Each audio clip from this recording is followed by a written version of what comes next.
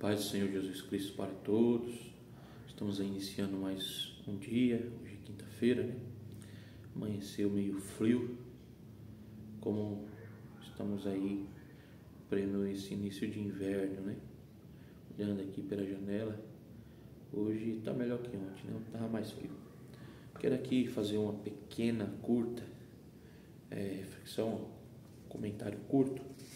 Logo mais nós estaremos ali estudando, né? Aprendendo a palavra de Deus. Hoje nós estaremos aí comentando rapidamente no curso básico em teologia, epístolas paulinas e gerais. E hoje nós vamos começar aqui comentando um pouco sobre a carta aos Hebreus, né? Aos Hebreus. E algumas coisas me chamou a atenção, né? Preparando aqui alguns slides e tal, me chamou a atenção que, dependente da autoria, né? Hoje se tem entre parênteses um consenso, se acredita assim mais entre a maioria, né, a grande maioria aí dos teólogos, dos comentaristas nos dias atuais, um consenso de que a carta aos Hebreus, ela provavelmente, vamos usar esta palavra, foi escrita por Paulo. Mas uma das coisas que chama a atenção é que a linguagem na qual está inserida a carta aos Hebreus, ela é uma linguagem que deixa para nós algumas características importantes, muito importantes.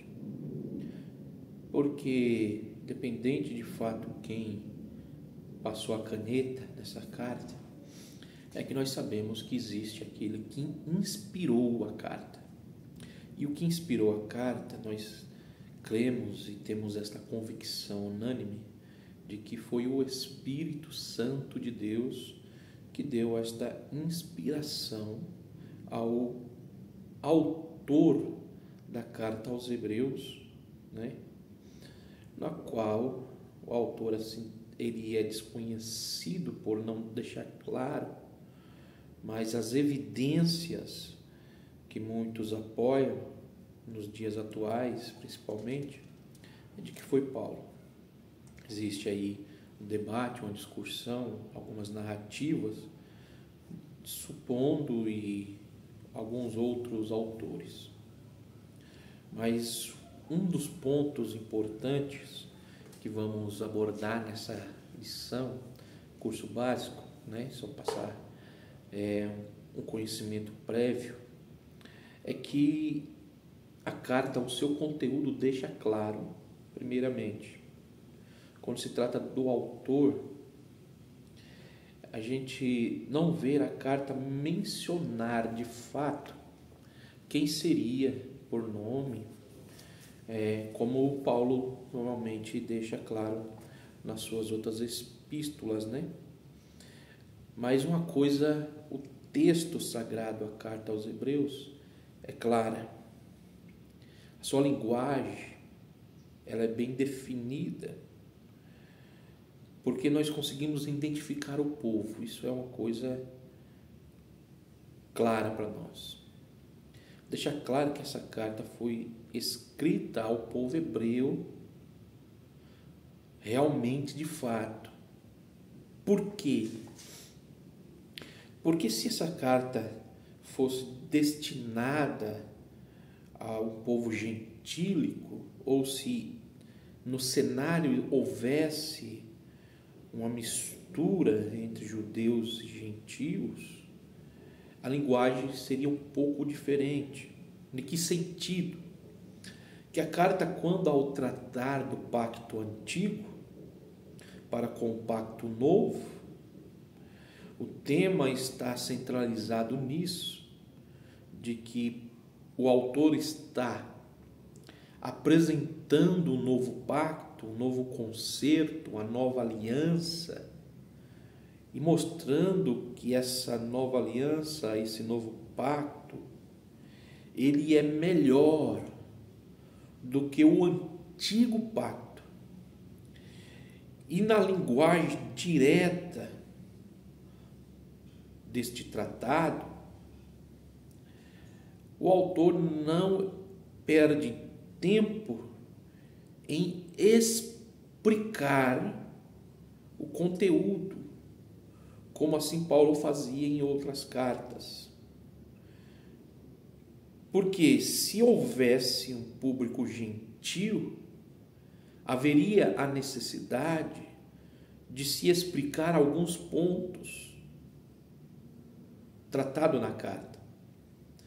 Porém, quando o autor cita alguns pontos do pacto antigo, ele não explica, dando a entender que o leitor, o destinatário, conhecia o assunto.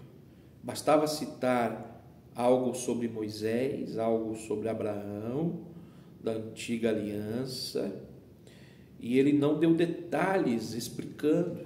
Então isso nos deixa claro que era o povo específico que conhecia o antigo pacto.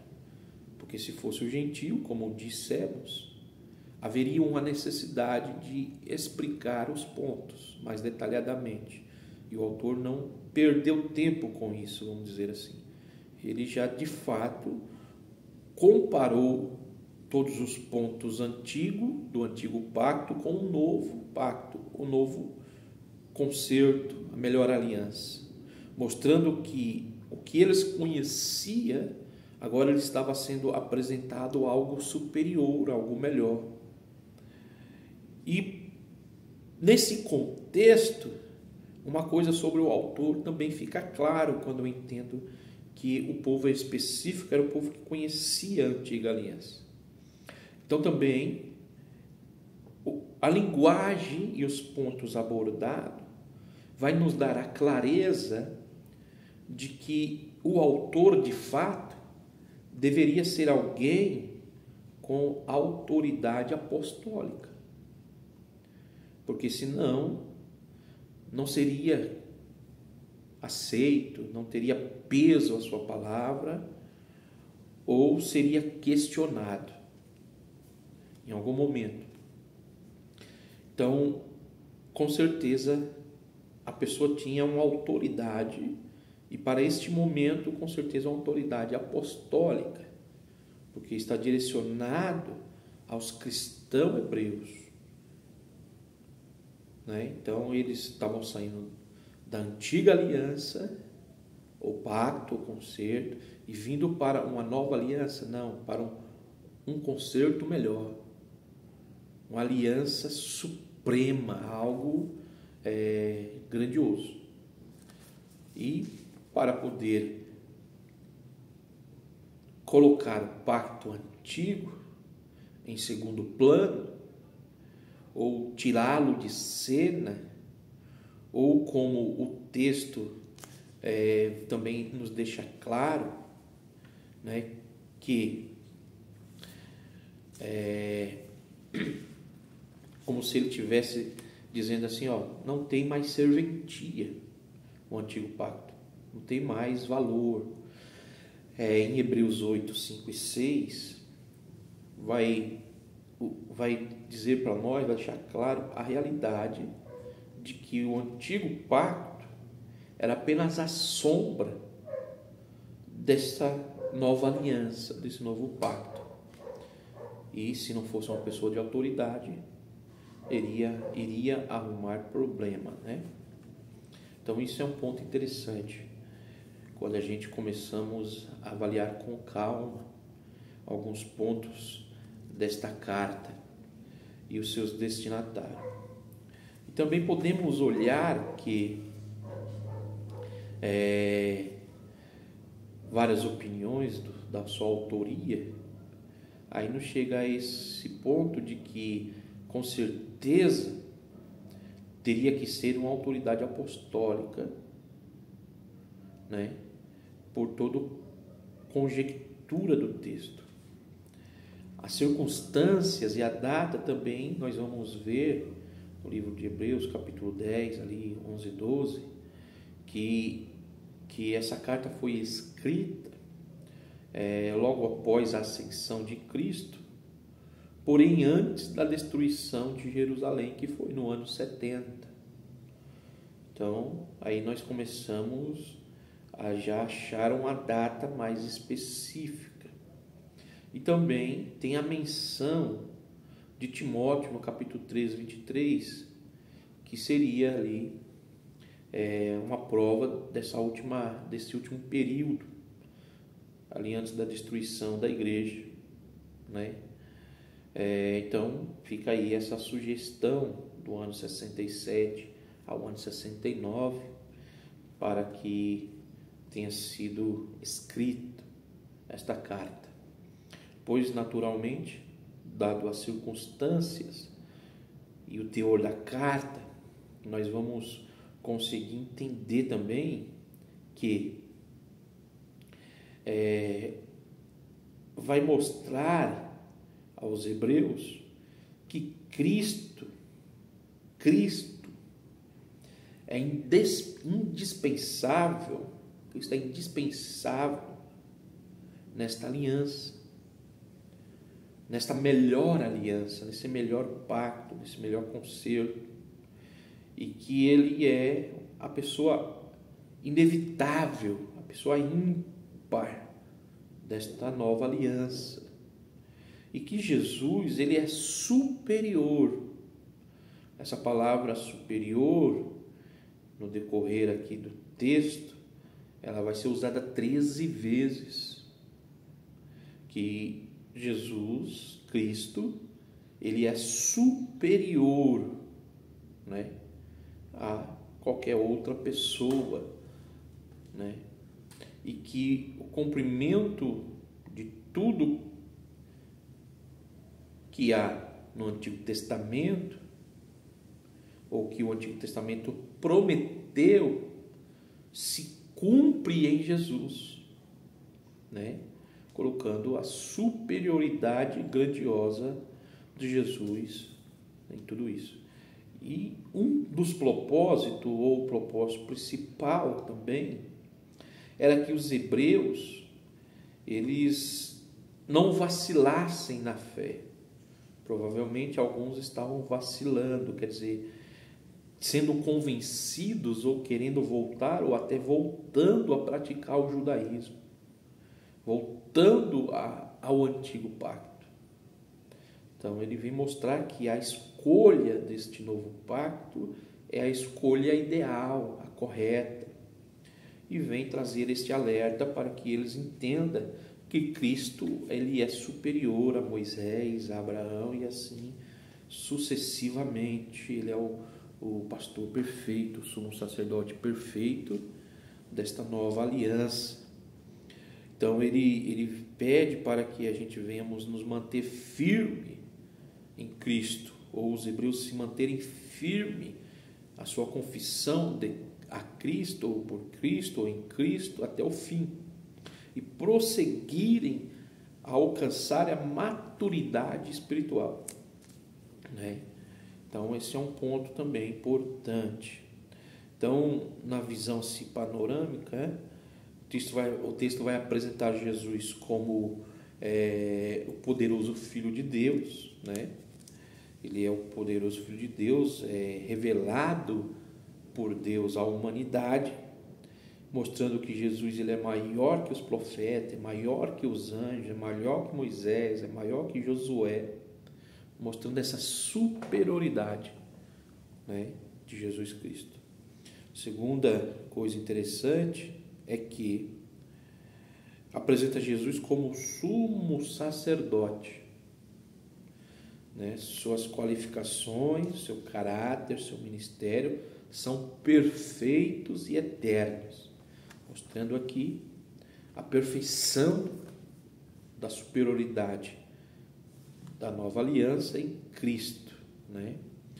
E no final, a partir do capítulo 10, nós vamos ver que ele admoesta enfaticamente os crentes a perseverar na salvação, na fé, no sofrimento com recompensa e na santidade.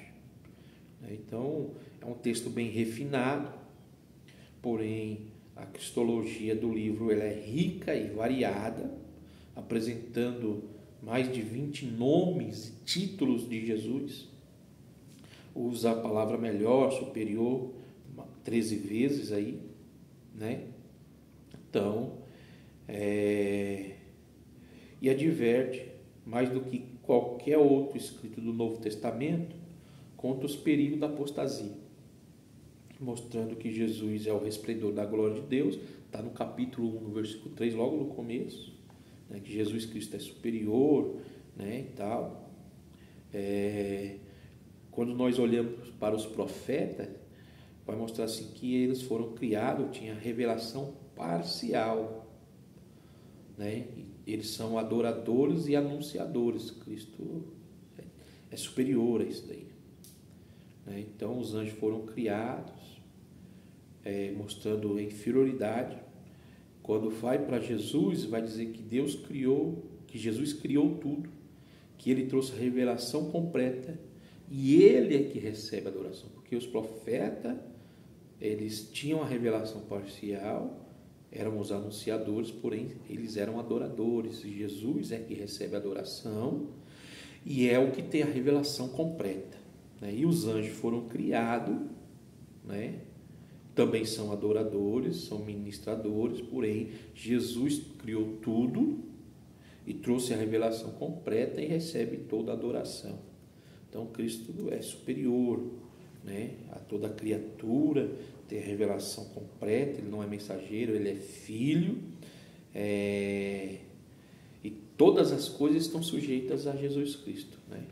Superior a Moisés, aos profetas, aos apóstolos, superior ao sacerdote, superior a Arão, né? E vem o perigo da apostasia. Então, só um pequeno relato aí que eu quero dividir nesta manhã com vocês e deixar aí essa reflexão.